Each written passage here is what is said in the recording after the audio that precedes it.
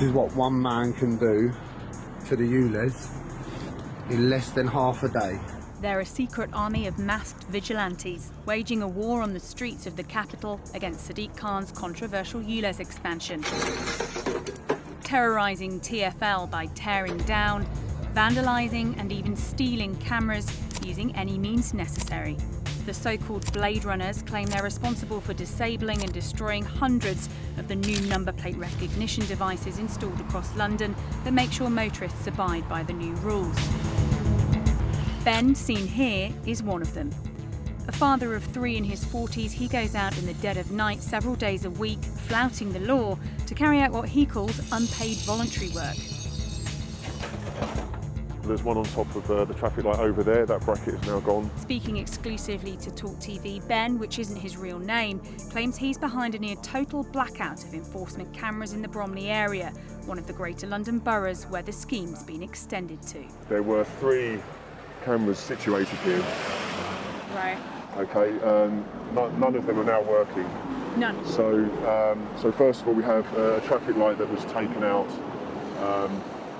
at waist height, so that the camera that was on there is now gone. There was a camera that was situated on a bracket on this traffic light. So you can see that the bracket's cut. And the camera taken away. So it climbed up there and sliced that off. That's right, that's right. And there you go. See, get them down, done them.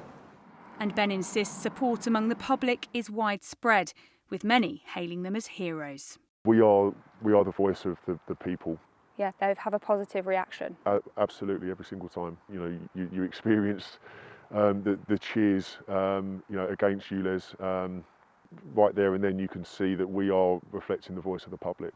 Ben's been part of the Blade Runners for several months now and says since the £12.50 a day levy was rolled out further, they've ramped up their campaign and membership has exploded. Started off as a small group of people, and it has gradually grown, and certainly since the expansion went live on the 29th of August, the numbers have increased significantly. We're like a pack of lone wolves.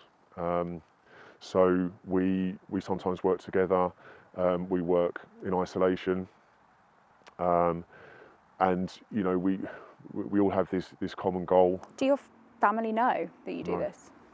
Does anyone? No family members know. And nobody apart from the Blade Runners knows? Correct.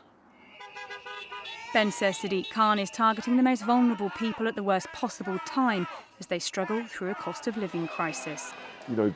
The members of society that have less disposable income are hit the hardest, because if they can't afford to change their vehicle, then they are subject to that daily charge no matter what. Not one ULEZ sign tells you that there's a charge for entering the ULEZ zone. Not one. There are also supposed to be turn-back routes. The whole network has been installed in such a way to catch everyone out. It seems that the Mayor's Office, TfL and the government are not doing anything actually for the people anymore. Is it unfair? I mean, unfair is just sort of scratching the surface on how bad it is for them. It's terrible. It's completely unjust. Trust me, none of us want to do this at all. You know that there are other ways you could do it. You give me a way that works and I'll follow you right with it. So you don't trust in any other legal routes of having your voice heard? If you can show me a way that is effective and doesn't involve direct action of taking down a camera, I'll put my tools down. There are Blade Runners operating around the clock 24 hours a day. So it's not just in the darkness of night, people operating during the day. There really is no stopping the people. The people do not want this, and the people are incredibly motivated to continue. We will stop when TfL stop installing them. That's the end. There are times when there are people around, and all we get from them is utter support. We are very targeted at what we do. That's still disruptive in some ways, though, obviously. In the eyes of the law, you are a criminal and you are risking prison. I mean, innocent until proven guilty, of course. But we all know how this is viewed. But as I was saying before, our numbers have increased since the expansion went live on the 29th of August. So support is increasing in all arenas. Go to prison, would you pick up where you left off? Would it stop you? I mean, it depends whether anything changes while I'm inside. If the installations stop, then there'll be no need for me to do anything when I come out. So you will never stop? I will stop when they stop. And by they you mean? I mean TfL installing these cameras. Once they stop installing the cameras, then we will stop what we do. Who wants to work 1 or 2 jobs, have a family to think about, then try and snatch a couple of hours sleep before then, going out in all hours to go and do something you don't really want to have to do, but you feel compelled to do it because the voice of the public isn't being heard.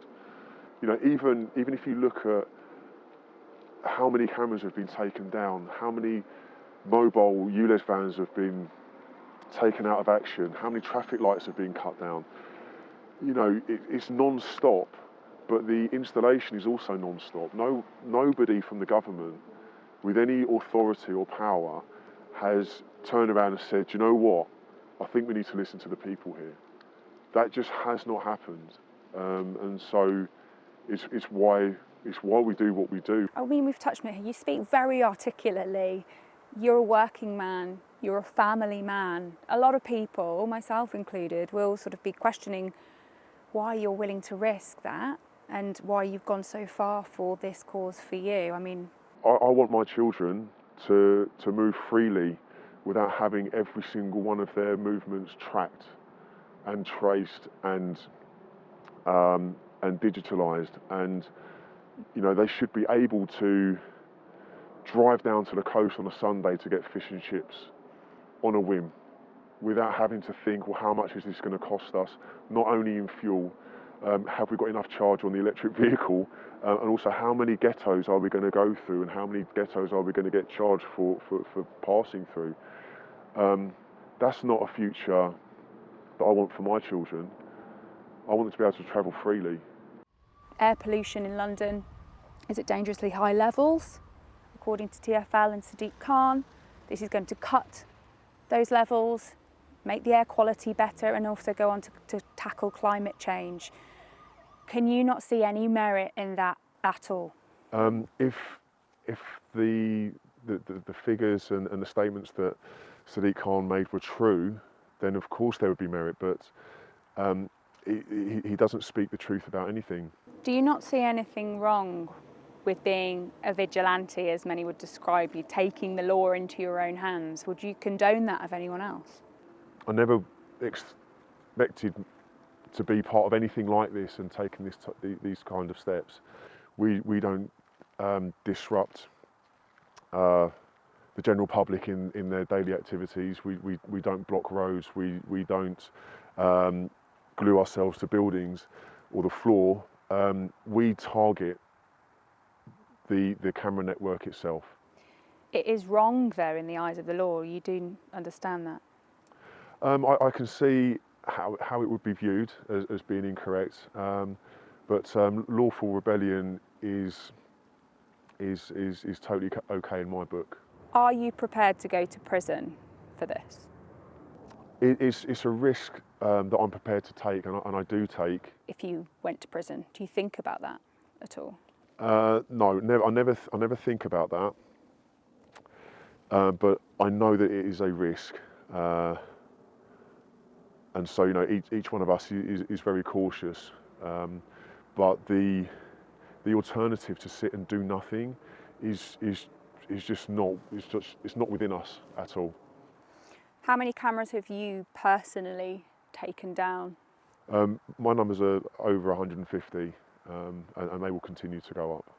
TfL changed their method of installation 7 or 8 times to make it more difficult for for us to remove the cameras, but in a way we kind of one step ahead of them, because whatever method they use to install it, it doesn't stop us from taking them down. Do you have a message for Sadiq Khan? We're not stopping until you stop. That's the bottom line.